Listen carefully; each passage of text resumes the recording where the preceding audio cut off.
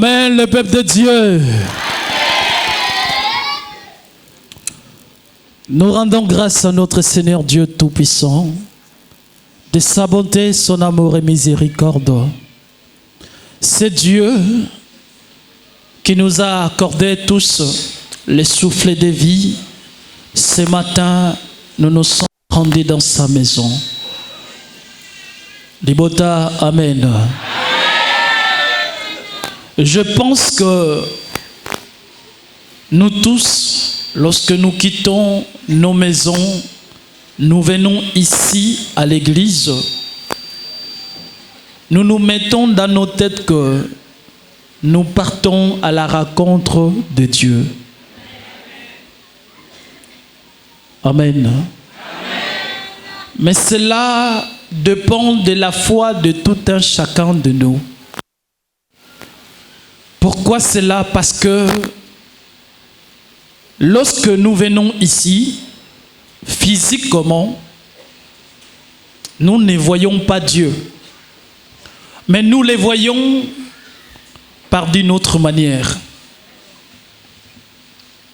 Nous les voyons à travers ses serviteurs. Nous les voyons à travers tant de manifestations. Amen. Si aujourd'hui nous avons écouté des témoignages très pertinents et très grands, c'est parce que ceux-là, ils ont fait la démonstration de la foi. Dans cette église, tout ce que vous voyez, dans cette église, dans les paramètres, il y a la puissance de Dieu. Amen. Si un objet comme la grille ou la porte, par la foi, ça décompte une situation et les hommes que Dieu utilise. Ces hommes qui sont les serviteurs de Dieu, le Seigneur à travers Jésus-Christ de Nazareth leur avait dit: je vous ai donné le pouvoir de guérir toutes sortes de maladies et toute infirmité. Il n'y a pas une maladie quelconque que Dieu a acceptée. Non. Toutes sortes de maladies qui peuvent déranger. Tout problème. Dieu a donné ce pouvoir aux serviteurs qui servent Dieu dans cette église, Liloba Nzambe, de décanter toutes ces situations. Amen. Vous qui négligez parfois cette église, vous faites une erreur grave. Nous voyons parfois, lorsque nous venons, certains, même pour balayer l'église, c'est un problème pour eux. Or, rien qu'apprenant les balais et balayer l'église, il y a la puissance de Dieu qui se manifeste. Et si vous avez la foi, l'Éternel donne la solution à vos problèmes. Malheureusement, d'autres viennent pour laisser la saleté et partir. Amen. Dans cette église, ne négligez rien. Rien. Mais ça dépend de la foi de tout un chacun. Amen, peuple de Dieu. Et c'est pour cela, chers fidèles, vous devez respecter cette église et vous devez bien le protéger. Car c'est une église qui est à part. C'est une église qui est différente des autres. Comment quelqu'un peut y arriver à l'église et il ne trouve personne? Avec une personne malade. Et elle vient, elle touche les grilles de l'église. Elle libère des paroles en elle. Je ne suis pas ailleurs, je suis dans ta maison. Que ta puissance se manifeste, car je touchais ta maison. Et une situation que le médecin n'ont pas pu décanter, mais rien que ces paroles, en faisant ces gestes dans l'église, l'Éternel a pu décanter cela. Un jour, nous avons dit ici, même ces estrades que vous voyez,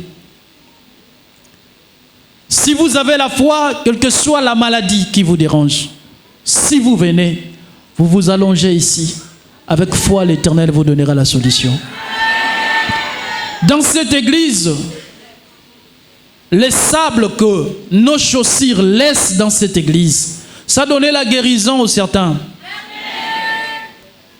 Les gens ont des témoignages que les sables que nos chaussures viennent laisser ici, le sable là qui se trouve à l'église, quelqu'un vient, il ramasse, il met dans l'eau, il boit, il prend, il frotte là où il a la douleur, et Dieu donne la solution. Et on n'a pas besoin de quelque chose d'ailleurs pour que la puissance de Dieu se manifeste ici dans cette église. Non, on n'a pas besoin de ça. Libota, amen.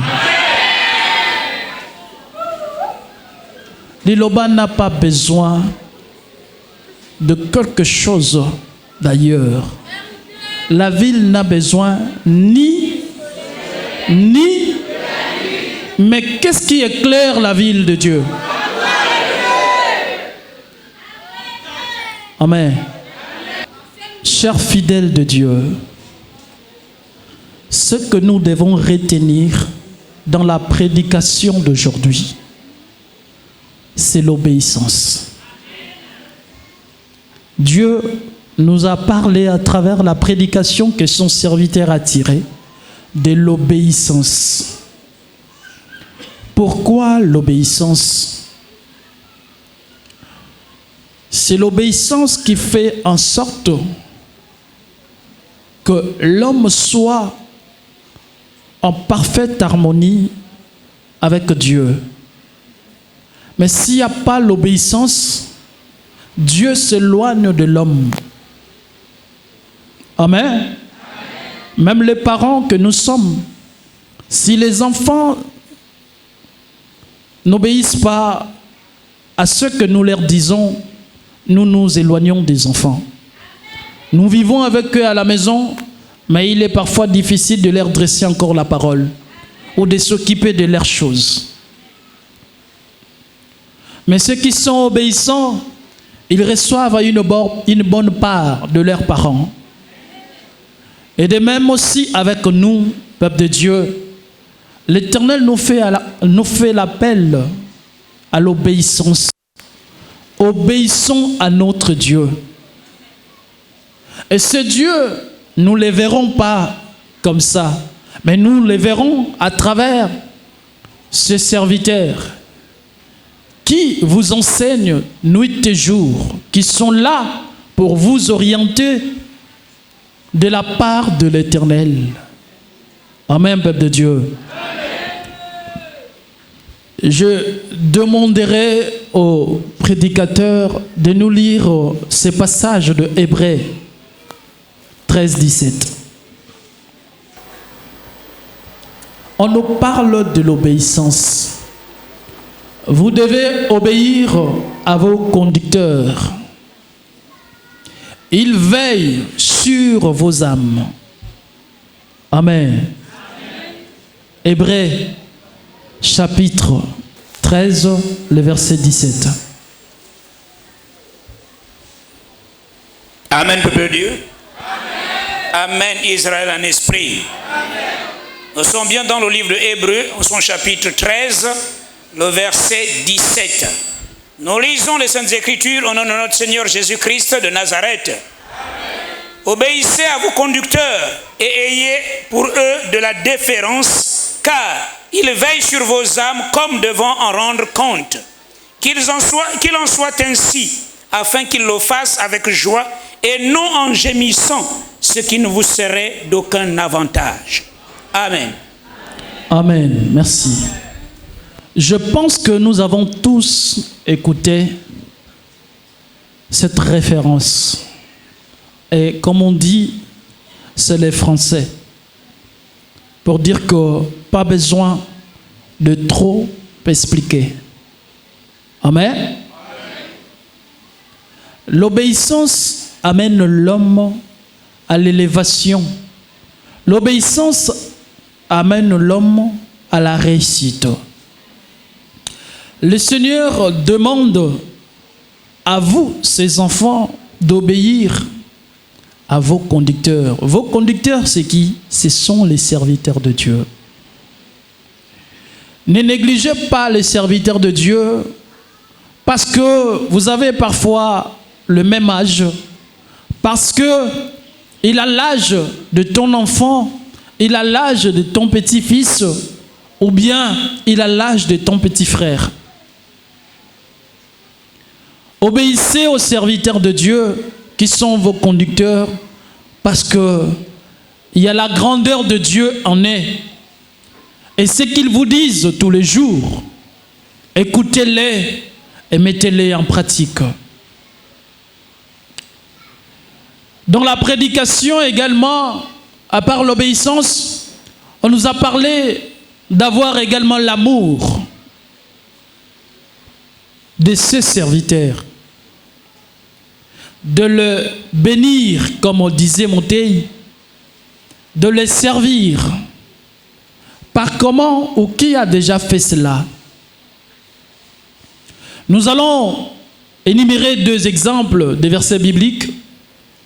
Nous allons parler de deux histoires. Il s'agit ici de Jonas. Jonas qui est également serviteur de Dieu. Tout ce que Dieu lui demandait de faire, il faisait. Et arrivé à un moment, Dieu devait faire passer ce message à Ninive. Mais Ninive était une ville d'où on persécutait le serviteur de Dieu, lapidé.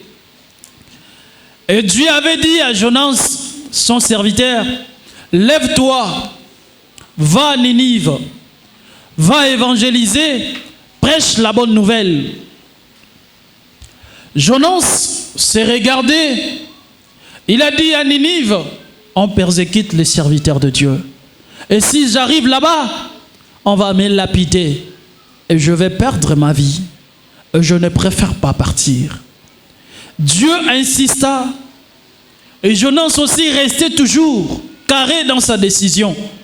Pourquoi? Parce que il avait peur de ce qui s'est passé à Ninive.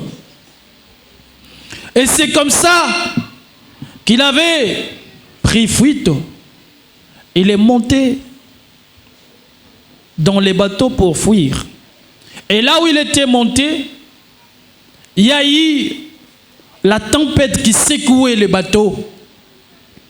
Et les passagers et le propriétaire s'est demandé, mais qu'est-ce qui ne va pas? À chaque temps que nous voyageons, ces choses, même si ça dérange à un moment, ça se maîtrise, ça se calme. Mais cette fois-ci, il y a cela. Pourquoi? Ils ont commencé, comme coutume, de prendre des choses de valeur, de jeter dans l'eau, pour que l'eau se maîtrise. Amen, peuple de Dieu. Amen. Mais c'était difficile pour que l'eau se maîtrise. Et après, il cherchait, il se disait, mais qu'est-ce qu'on doit encore faire? Et quand ils cherchaient, ils avaient fini par trouver Jonas. Mais qu'est-ce que tu es venu faire ici? Jonas répond, si il y a cette tempête, c'est à cause de moi. Voici, je suis telle personne. Dieu m'a donné une mission, j'ai refusé, c'est pour ça que je suis venu. Trouver des refuges ici, fuir pour aller ailleurs. Alors, tout ce que vous jetez dans l'eau, ça ne pourra pas calmer l'eau. Prenez-moi, jetez-moi. Quand je serai écarté de votre bateau, et vous n'aurez plus tout ça là, jetez-moi dans l'eau. Si je vais trouver la mort, tant mieux, puisque je ne veux plus continuer à servir. À cause de quoi que Jonas ne voulait pas aller à Ninive? À cause de la persécution, à cause de la souffrance, que Jonas fuyait et il refusait d'aller à Ninive. Lorsqu'on l'a pris, on l'a jeté dans l'eau. Excusez-moi. Et un poisson est arrivé.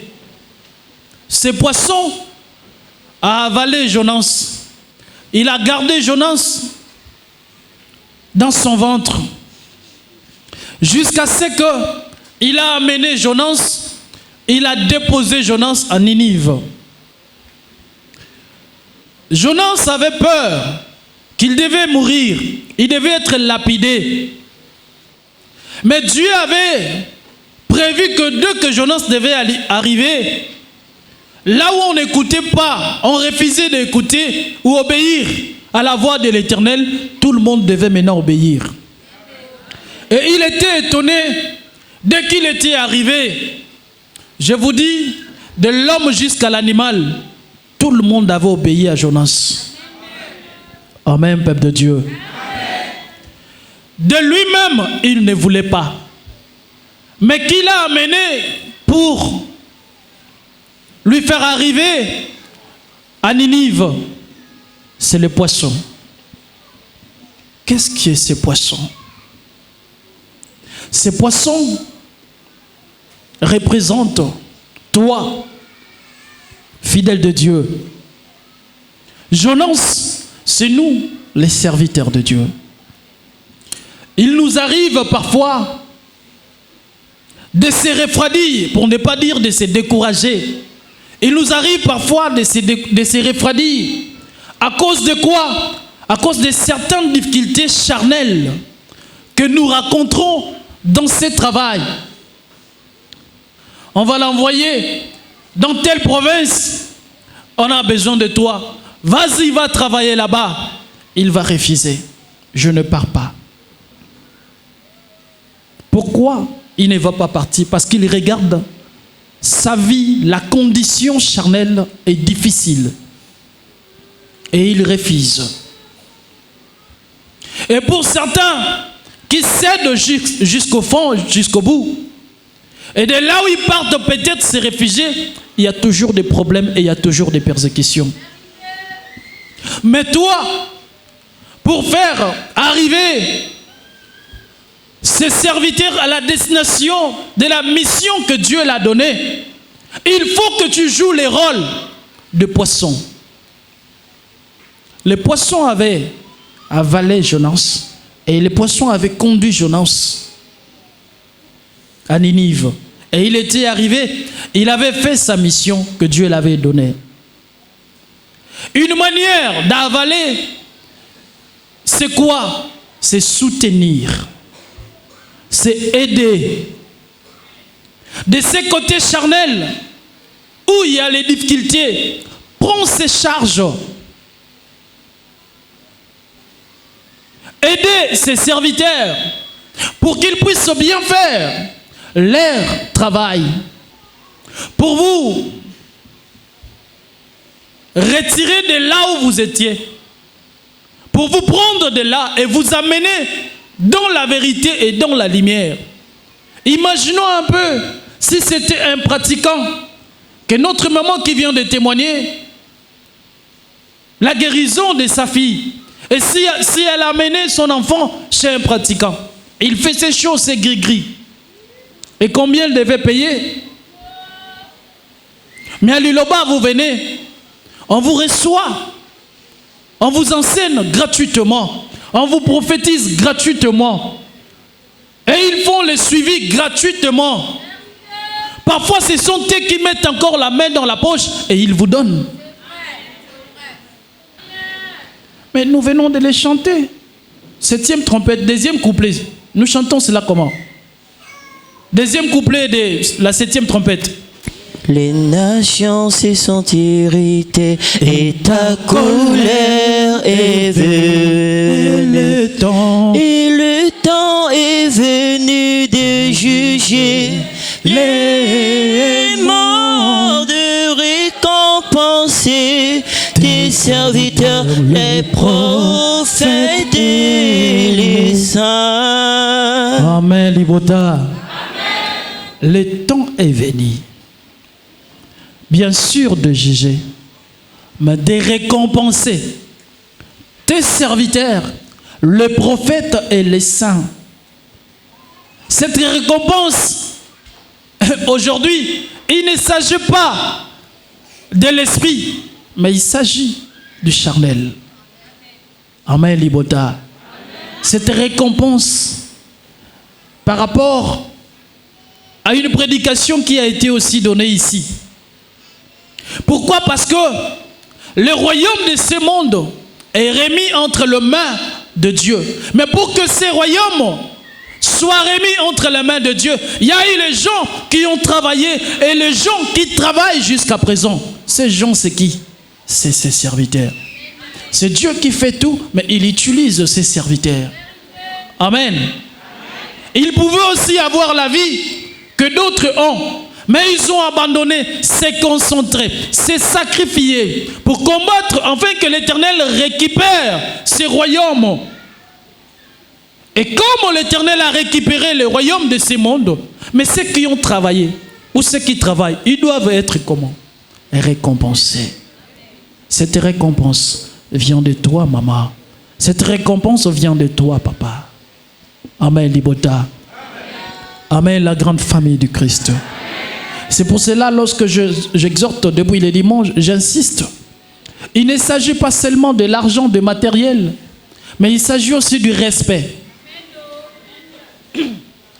Vous pouvez me donner aujourd'hui 10 millions, mais si vous ne me respectez pas, à quoi sert votre argent?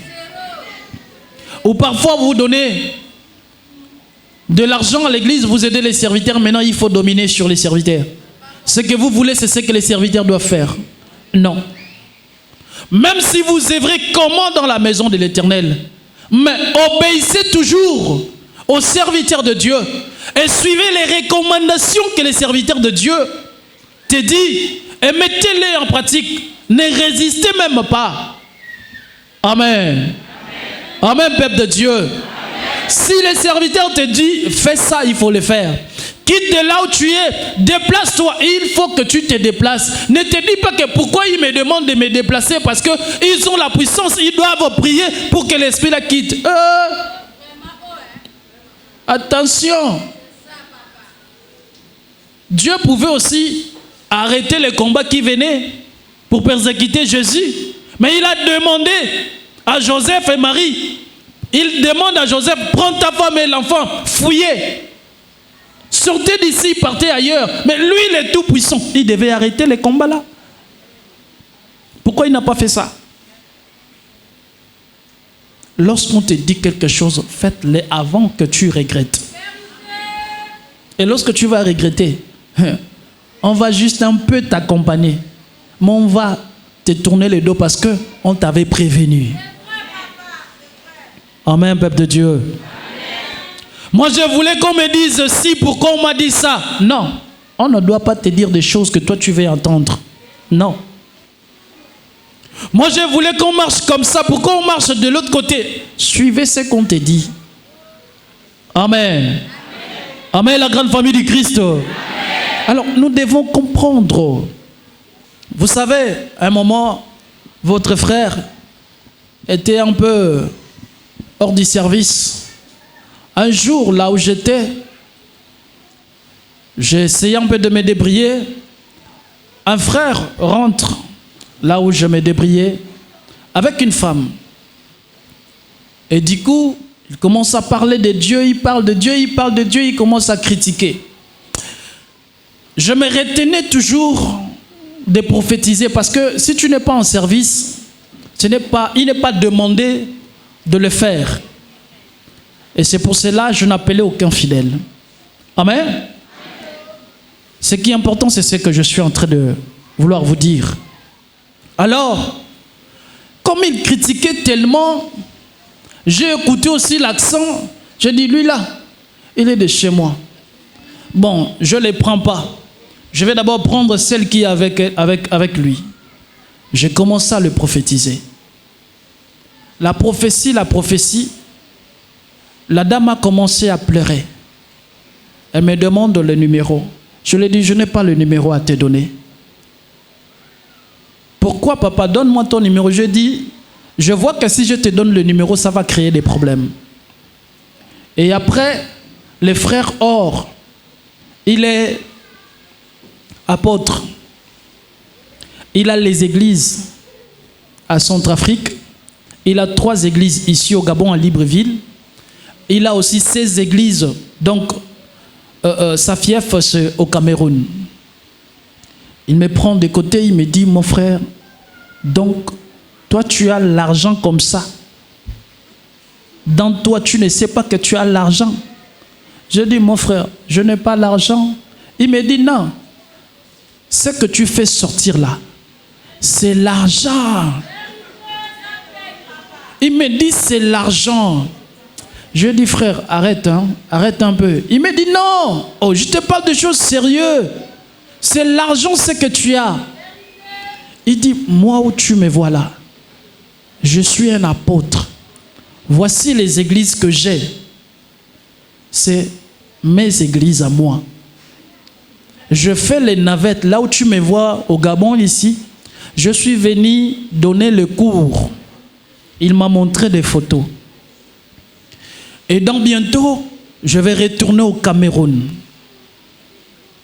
Et il me dit, s'il te plaît, viens chez moi. Je veux que tu viennes prier chez moi.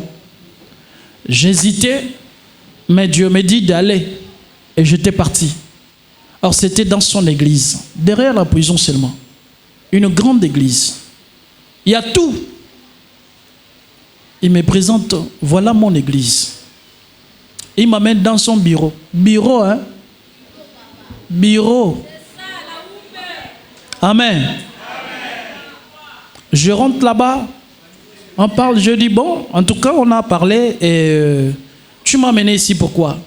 Il me dit, je t'ai amené ici pour que tu me donnes ce que toi tu as. Je lui ai dit, je ne sais pas comment te donner ça. Puisque nous ne sommes pas, nous ne suivons pas la même doctrine. Donc je ne peux pas te donner ça. Ou si tu veux, tu viens là où moi je suis. Mais moi, c'est difficile de venir là où tu es. Il a commencé à me prendre par morale. Frère, tu as l'argent, c'est que tu as. Si tu peux m'accorder juste, je m'organise ici. 2 kilts seulement. Tu viens me rendre visite. Je te donne la chair le jour-là. J'annonce déjà aux fidèles qu'on va recevoir un grand prophète. Papa, on va faire sortir l'argent. L'argent va tomber. Parce qu'en toi, ce n'est pas ce que nous on fait. Souvent, on te donne déjà l'information d'un fidèle. Et quand tu viens à l'église, tu commences à faire des choses comme c'est la prophétie. Mais pour toi, c'est du tic au tac. De là à là. Et ce que je vis, vraiment, ça m'a beaucoup touché. S'il te plaît, viens travailler avec moi. J'ai dit non, je ne peux pas. Il dit, soit je te laisse ici que tu sois leader. Ici, mais moi je serai leader numéro 1. Toi, tu seras 2e leader. Voici les églises. Je dis, je ne peux pas. Il dit, bon, soit je rentre au Cameroun, je vais annoncer là-bas, on va préparer une accueil et que tu viens, on va te recevoir avec l'honneur. Je lui dis, papa, tout ce que tu vas dire, moi, je ne suis pas là-bas. Amen, Libota. Bref, je m'arrête là. C'est pour dire que ce que nous avons, si c'est chez les autres, c'est de l'argent. Mais ici, nous les faisons gratuitement, nous ne demandons rien. Mais c'est à vous de penser à ceux-là qui se donnent pour vous, qui travaillent nuit et jour, qui n'ont point de repos, pour que vous soyez en paix, pour que vous dormez. Et ils se battent nuit et jour. Ayez de l'amour envers eux. Malheureusement, rien qu'au milieu de nous ici, certains nous traitent des étrangers. Amen. Certains nous traitent de Congolais. Il n'y a aucun Congolais, ceux qui sont des serviteurs, il n'y a aucun Congolais, il n'y a aucun Gabonais. Nous sommes des hommes de toute tribu, de toute nation, de tout peuple, de toute langue. Serviteurs de nationalité gabonais quitteront les Gabons pour aller aussi ailleurs. Comme nous avons fait cela. Viendront aussi à leur tour.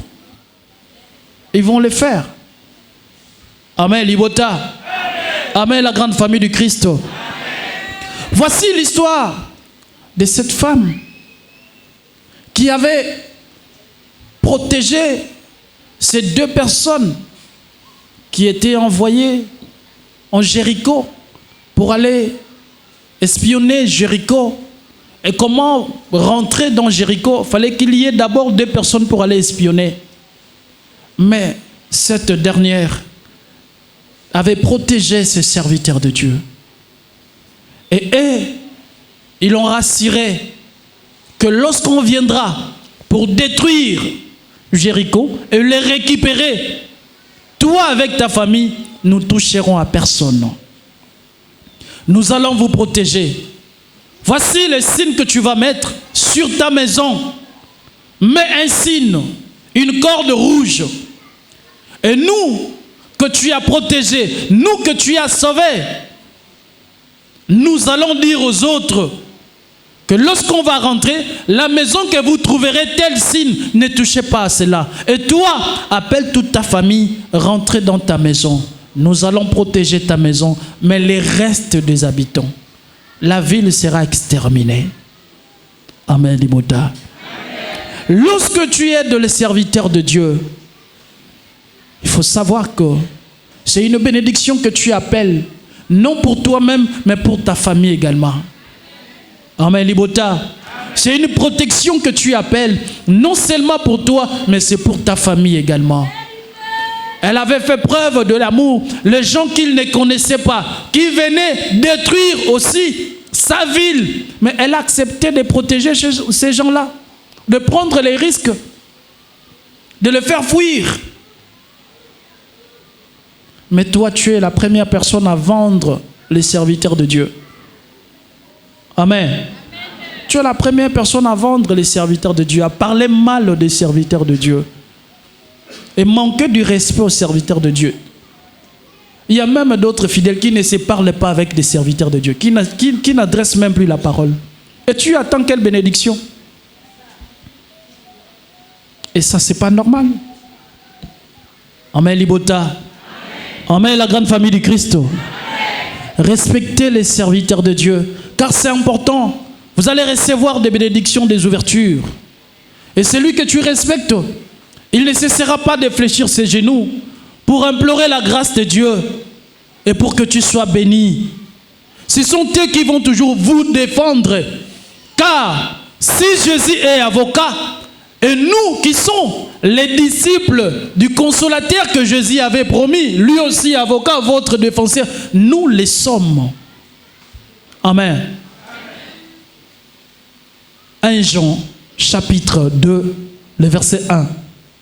Jésus-Christ, avocat de ceux-là qui croient à la parole de Dieu. 1 Jean, chapitre 2, le verset 1. Il est le défenseur.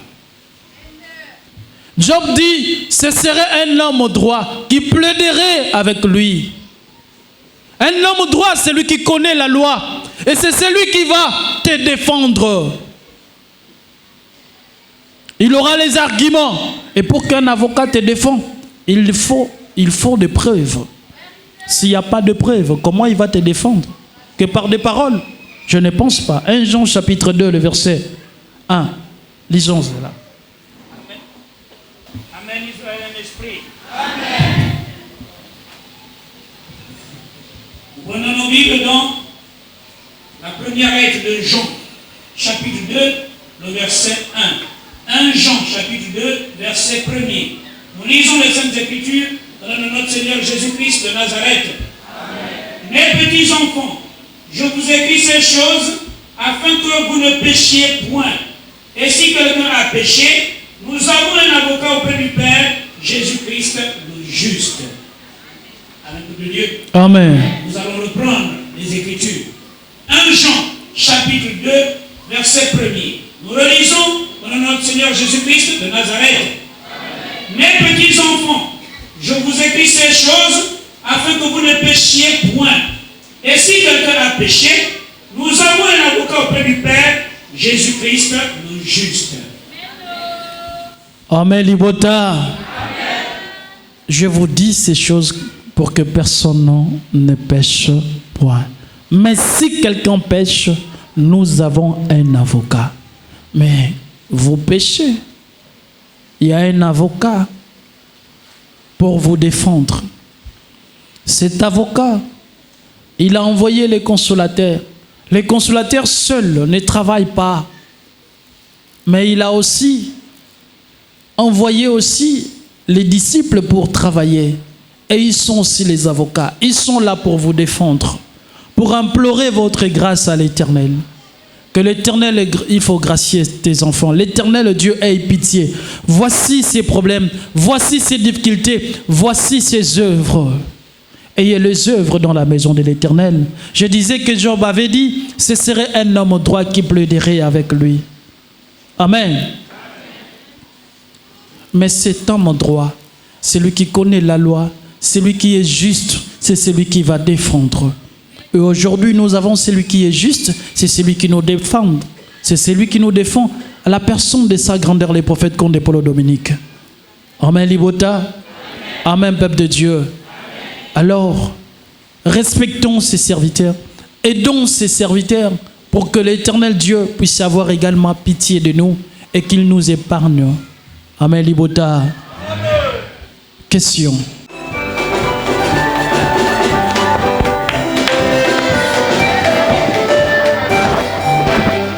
Le papa, une question. Amen, famille de Christ. Ma question sera portée sur la consommation d'alcool. Parce que je voudrais être situé aujourd'hui.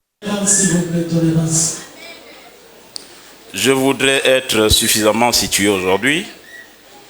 Peu importe l'endroit où je suis passé, jusqu'à l'Iloba, il est formellement interdit aux fidèles de consommer de l'alcool. Je me suis amusé à regarder la Bible. Si l'excès est interdit, mais la consommation, quant à elle, n'est pas interdite. Du moins, je n'ai pas trouvé de verset biblique interdisant de façon absolue la consommation d'alcool, puisque dans l'un des versets, il est exhorté de consommer un peu d'alcool, ne serait-ce que pour la santé de sa foi, de son foie autant pour moi. Merci. Est-il formellement interdit de consommer l'alcool à l'Iloba?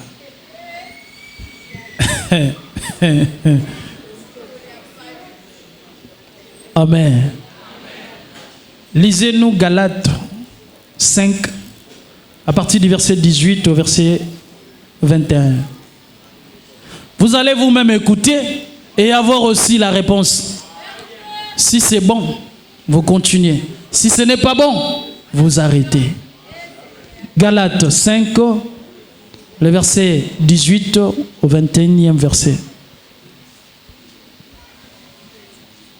Amen, peuple de Dieu. Amen. Galates chapitre 5, du verset 18 au verset 22. 21. 21. Nous lisons les Saintes Écritures au nom de notre Seigneur Jésus-Christ de Nazareth. Amen. Si vous êtes conduits par l'Esprit, vous n'êtes point sous la loi. Merci, attendez Montey. Si vous êtes conduit par l'Esprit, vous n'êtes plus sous la loi. Continuez. Or, les œuvres de la chair sont manifestes. Ce sont l'impudicité, l'impureté, la dissolution, l'idolâtrie, la magie, les inimitiés, les querelles, les jalousies, les animosités, les disputes, les divisions, les sectes, l'envie, l'ivrognerie, l'excès de table. L'ivrognerie là n'est pas bien sorti.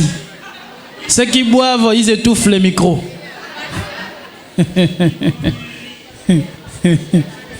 Allez-y papa, allez-y. Verset 20.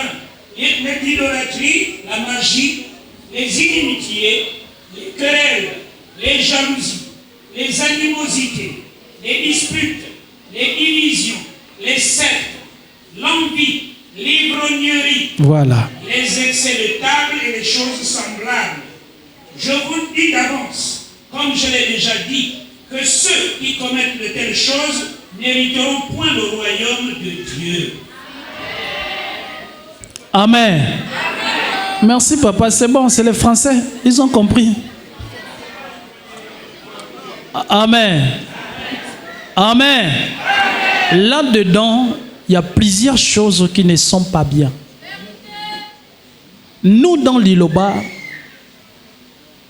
d'ailleurs, Dieu dit, il est esprit. Et il faut que ceux qui l'adorent en esprit et en... Vous voulez qu'on vous dise ici que les boissons est permis ou bien les vins est permis? Non. N'attendez pas ça de nous. Amen. Parce que si nous disons cela, ça sera mal interprété. Amen.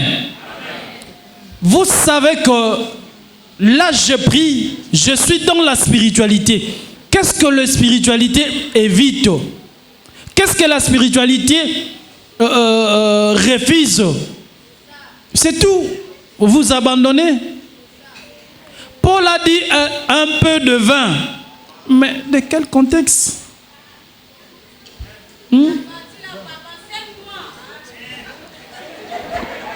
Amen. Donc, comme Paul avait dit que non, un peu de vin, donc ça veut dire qu'il faut prendre, il faut consommer. Pour vous, ce n'est plus un peu. Si un peu, tu ne dois même pas prendre un verre, tu devais prendre demi-verre. Mais quand tu commences à boire, tu as le goût, tu vas continuer à faire quoi? L'appétit vient? Alors, je me demande aussi, quand vous buvez là, qu'est-ce que vous sentez? Ça vous donne quoi?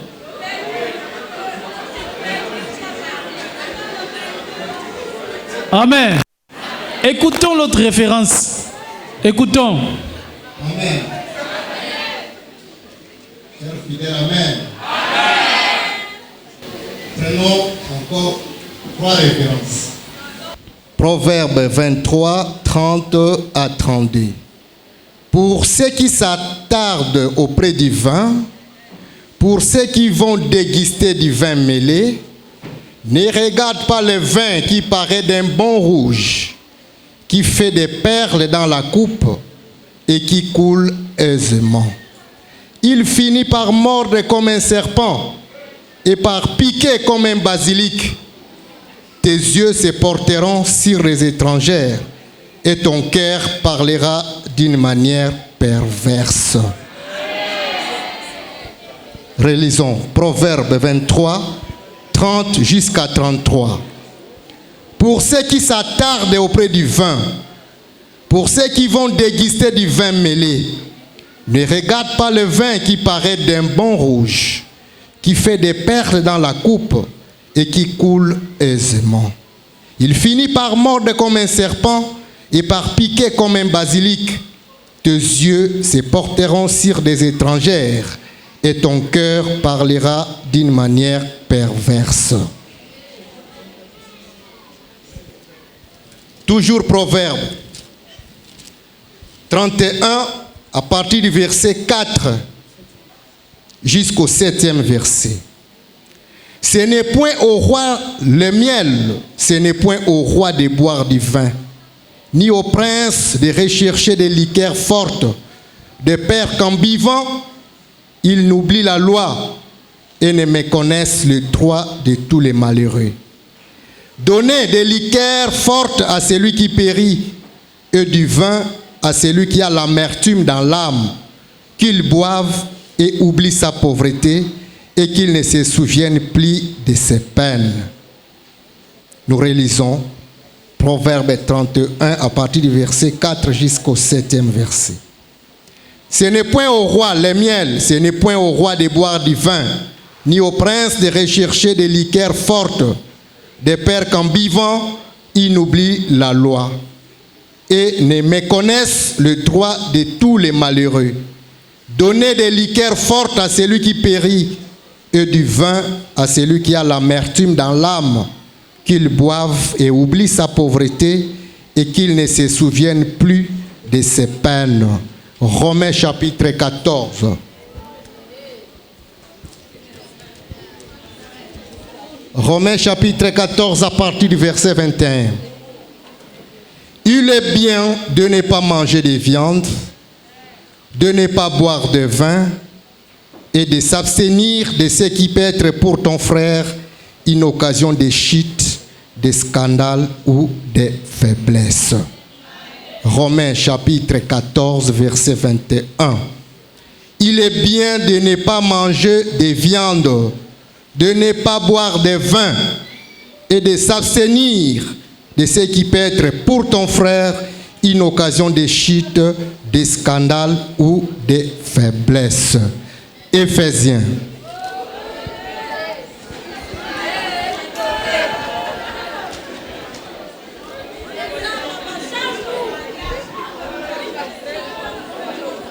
Éphésiens chapitre 5, le verset 17 à 18.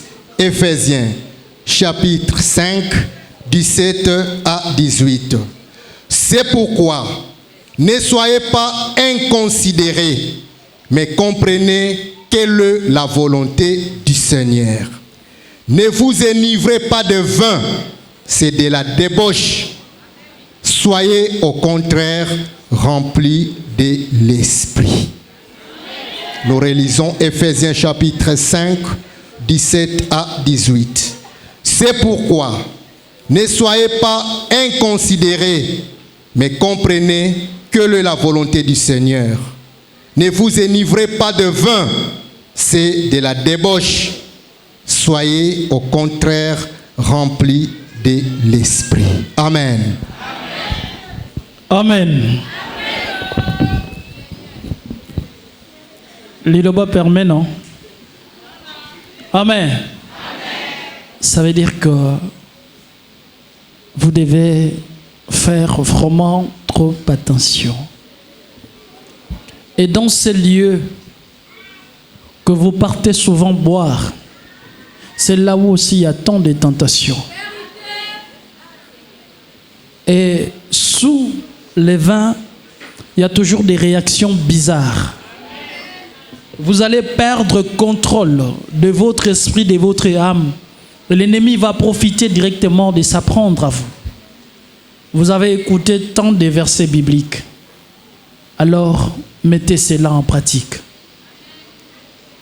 Évitez souvent, surtout pour ceux qui ont l'habitude, après les cultes vers les 18h, retrouvailles.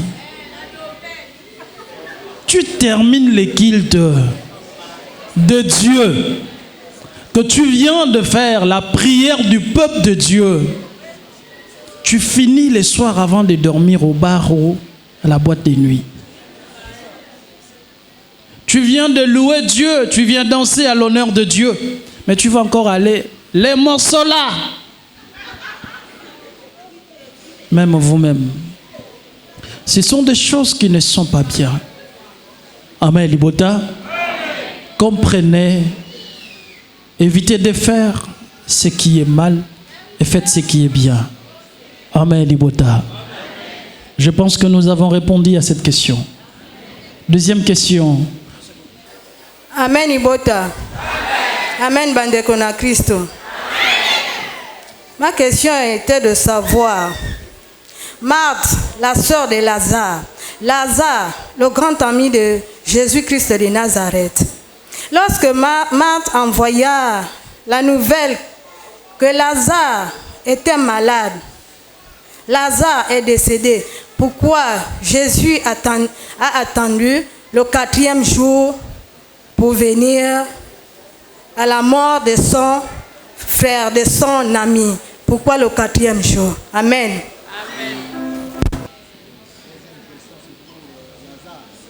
Deuxième question pour Lazare. Pourquoi Jésus a attendu 4 jours pour venir intervenir, ressusciter Lazare? Le problème de la résurrection de Lazare n'était pas vraiment un problème, je peux dire quoi, que Jésus devait laisser. C'était un problème qu'il devait enseigner. Là-dedans, il y a de leçons. Là-dedans, il y a l'enseignement. Et lui, qui va dire que la maladie de Lazare n'est point pour la mort, mais elle est pour la gloire de Dieu. Et donc, Lazare était mort. Et il a fallu qu'il y ait la gloire de Dieu. Comment la gloire de Dieu devait venir? La gloire de Dieu devait venir lorsque Dieu devait vaincre son ennemi. Et c'est par là que la gloire de Dieu devait venir. L'ennemi de Dieu, c'est qui? Amen. L'ennemi de Dieu, c'est la mort. La mort est l'ennemi de Dieu, car Dieu a donné la vie. Et il dit à l'homme, ne touchez pas au fruit de cet arbre de connaissance du bien et du mal. Le jour que vous toucherez, vous mangerez et vous mourrez. Et l'homme avait fait quoi? Il avait touché, il avait mangé. Donc il était mort. Mais qui avait amené cette mort? C'est le diable, l'ennemi. Donc la mort est l'ennemi de Dieu. C'est pour cela dans le livre de 1 Corinthiens, il a dit cela. Si vous pouvez nous donner ça. Le dernier ennemi de Dieu qui sera détruit, c'est la mort. Amen, Libota. En attendant qu'ils trouvent ça, ils vont nous lire ça. Vous allez comprendre. Quatrième jour, pourquoi? Parce que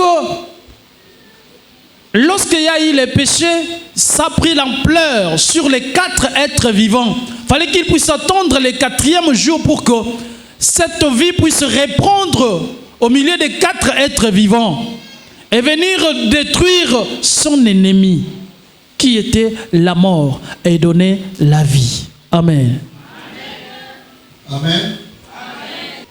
1 Corinthiens chapitre 15 à partir du verset 25 jusqu'à 27. 1 Corinthiens chapitre 15 à partir du verset 25 jusqu'à 27. Nous allons lire les Écritures saintes au nom puissant du Seigneur Jésus-Christ de Nazareth. Amen. Car il faut qu'il règne jusqu'à ce qu'il ait mis tous ses ennemis sous ses pieds. Le dernier ennemi qui sera réduit à l'impuissance, c'est la mort. Dieu, en effet, a tout mis sous ses pieds.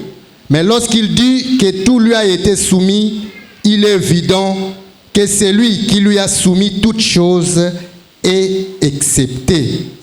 Nous relisons 1 Corinthiens 15, 25 à 27. Car il faut qu'il règne jusqu'à ce qu'il ait mis tous ses ennemis sous ses pieds. Le dernier ennemi qui sera réduit à l'impuissance, c'est la mort. Dieu, en effet, a tout mis sous ses pieds, mais lorsqu'il dit que tout lui a été soumis, il est évident que c'est lui qui lui a soumis toutes choses est excepté. Amen. Nous avons écouté tous la lecture. Amen. la mort n'était pas rentrée seulement dans la vie de l'homme, dans la vie de l'animal, des volailles et des poissons. Amen. Il fallait que Dieu vienne donner la vie, redonner la vie à ces trois êtres vivants. Amen, Libota. Alors le 4e jour, c'est la présence des 4 êtres vivants. Et Dieu était venu redonner la vie. On est avoir le pouvoir sur la mort. Parce que la mort était déjà rentrée. Elle s'est glorifiée. Il fallait que Dieu, à travers son Fils Jésus-Christ de Nazareth, vienne donner maintenant la vie et qu'il y ait maintenant la gloire de notre Dieu. Vous avez compris? Alors mettez la parole de Dieu en pratique.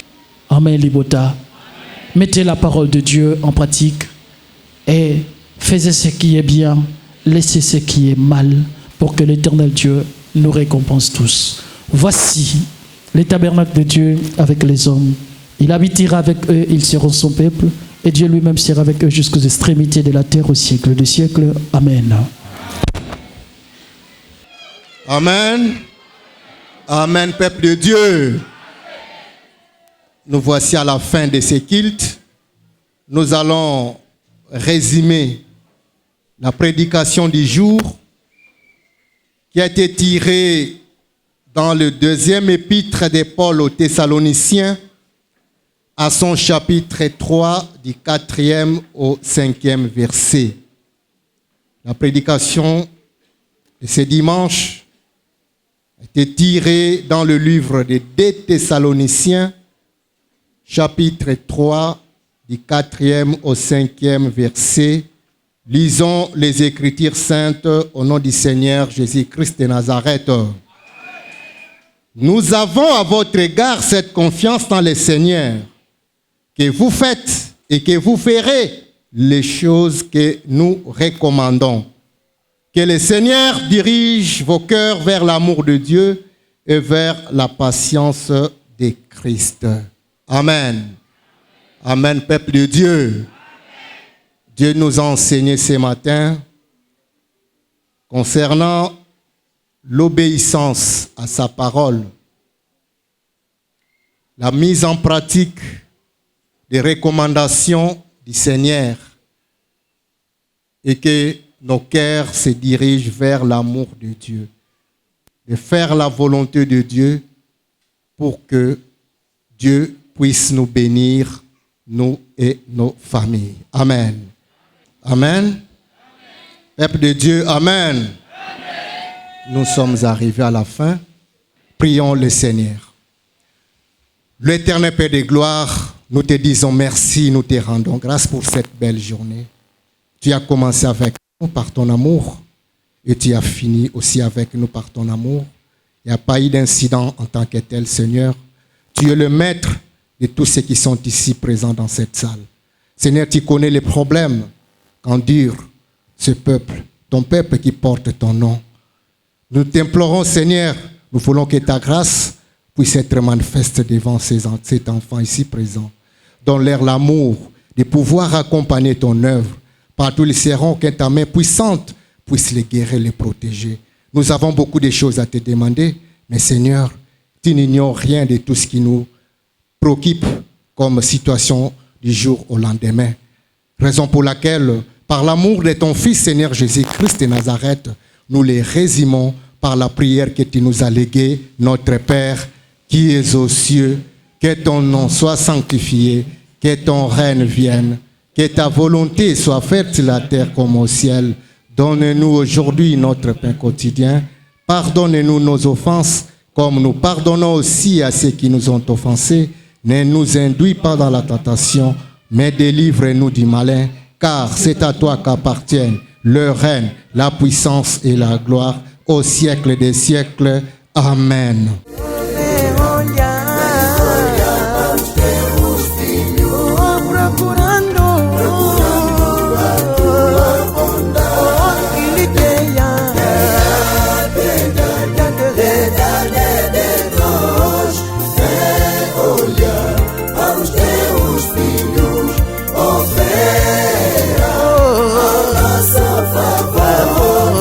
Mesmo que o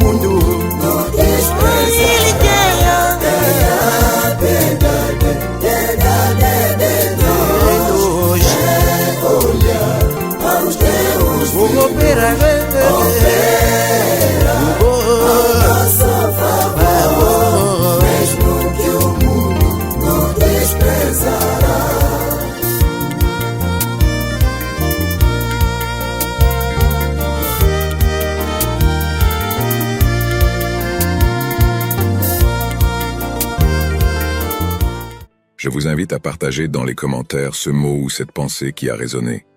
N'oubliez pas de laisser votre j'aime et de vous abonner à la chaîne pour un contenu plus inspirant. Merci de nous suivre ici. Continuez à explorer, à apprendre et à grandir.